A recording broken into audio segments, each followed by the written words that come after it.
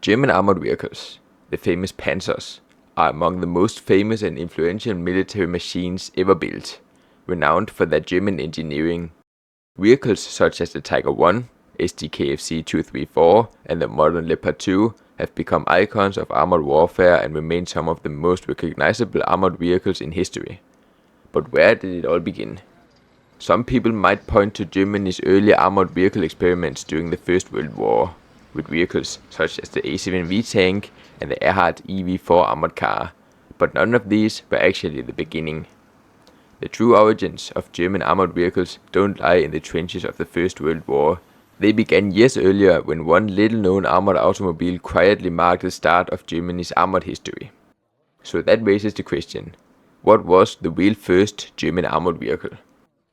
The answer is the Opel-Darracq Kriegswagen für höhere Truppenführer, the subject of this video.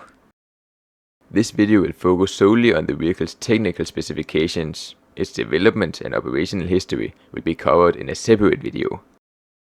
The Opel-Darracq Kriegswagen für höhere Truppenführer was designed in 1905 by engineer Emil August Schmidt.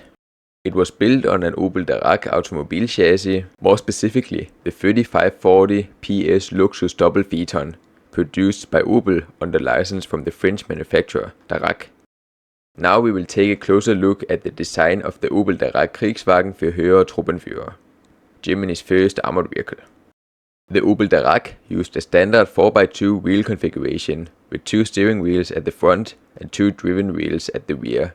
It was fitted with wooden spoked wheels and pneumatic tires. The vehicle had limited off-road capability and was mainly intended for use on roads and firm ground. The vehicle used full elliptical leaf springs on both the front and rear axles. The suspension was suitable for road use but was affected by the additional weight of the armored body, reducing performance on uneven terrain. Power was transmitted through a manual gearbox with 4 forward gears and 1 reverse gear. A mechanical clutch operated by a foot pedal was used, and the transmission featured direct gear engagement without synchro mesh. This meant the driver had to carefully match engine speed while shifting gears, making driving slow and demanding, especially with the added weight of the armored body.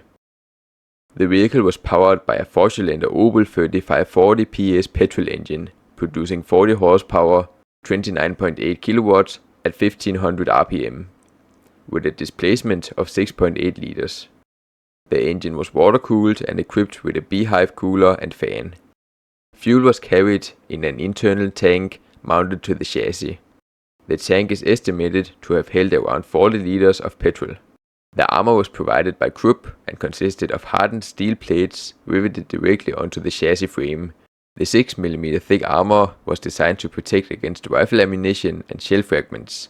However, it offered limited protection against close-range fire from powerful rifles and heavier weapons. Armor thickness measured 6mm on all sides of the vehicle. The armor covered the front, sides and rear of the vehicle, protecting the driver and command compartment. The vehicle did not have an armored roof. Instead, the upper section was covered by a lightweight fabric of canvas top supported by a frame, providing weather protection but no ballistic protection. The underside of the vehicle was also unarmored, leaving the lower mechanical components exposed. The vehicle was armed with 2 quick-firing Mauser guns, likely model 1902 Mauser semi-automatic rifles and 4 Mauser C96 pistols. The weapons were not mounted in a fixed position and could be operated through openings in the armored body. At least 6 vision and firing ports were placed around the vehicle, including 2 openings in the front and 1 on each side door, allowing the crew to observe and defend the vehicle while remaining protected. The ammunition carried was the standard 7.92 x 57mm Mauser rifle cartridge and the 7.63 x 25mm Mauser for the pistol. Ammunition was stored in small racks and compartments inside the vehicle. Since the Opel-Darracq Kriegswagen was designed primarily as a command vehicle rather than a combat vehicle, ammunition storage was relatively limited. Ventilation was provided through openings in the vehicle structure. The engine compartment featured ventilation louvers on the bonnet sides and airflow through the front radiator grille. The open-top crew compartment also allowed natural airflow although it provided limited protection from weather and battlefield conditions. The vehicle carried a crew of 6 men. The driver and assistant sat in the front compartment, while the rear compartment was designed for senior officers. As a command vehicle, it provided space for maps, documents, and observation equipment, such as telescopes mounted on immovable stands on each side, which were used by the officers for battlefield observation and reconnaissance. The Opel-Darracq Kriegswagen measured between 4.5 and 5 meters in length, 2.2 to 2.4 meters in height, and 1.8 to 2 meters in width. The vehicle weighed between 3 and 4 metric tons. On paved roads, the Opel-Darracq Kriegswagen could reach a top speed of approximately 40 km per hour. Its operational range was estimated to be between 150 and 200 kilometers. The driver's visibility was provided by 2 narrow vision slits at the front of the armored body. One additional observation opening was located on each side door, also used to shoot out of. The open upper section of the vehicle also improved visibility for the officers. The Opel-Darracq Kriegswagen had limited battlefield mobility and was mainly restricted to roads and firm ground. Its automobile-based design gave it poor performance on rough terrain. The vehicle's official designation was Opel-Darracq Kriegswagen für höhere Truppenführer, which translates to Opel-Darracq War Vehicle for Senior Commanders. It was also referred to by several unofficial names, including Opel Command Armored Car and Opel Halbgepanzerte Wagen, meaning Opel Half-Armored Vehicle.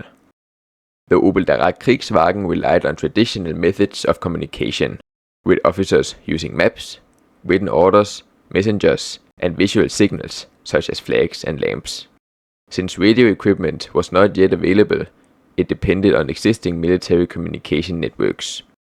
Inside, 2 desks allowed officers to lay out maps and work with equipment, while electric lamps provided light in darkness.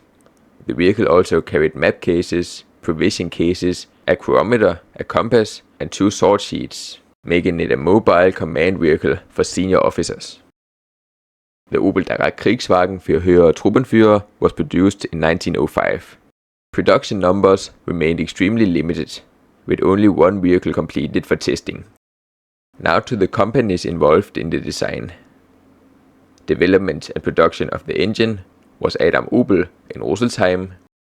Assembly of the finished chassis was the Opel-Darracq showroom and service workshop in Berlin. Supplier of armor plates was Krupp in Essen. Assembly of the armored body was the Opel-Darracq showroom and service workshop in Berlin. Weapons was Waffenfabrik Mauser in Oberndorf am Neckar. The Opel-Darracq Kriegswagen was cheaper than later purpose-built armored vehicles because it used an existing automobile chassis. However, the cost of armor and military modifications still made it significantly more expensive than a standard car, limiting production numbers. That concludes our look at the technical specifications of the Opel-Darracq Kriegswagen für höhere Truppenführer. The vehicle's development and operational history will be covered in a separate video, where we will explore how it was created, how it was used, and its place in military history. Thank you for watching, and I will hopefully see you in a future video.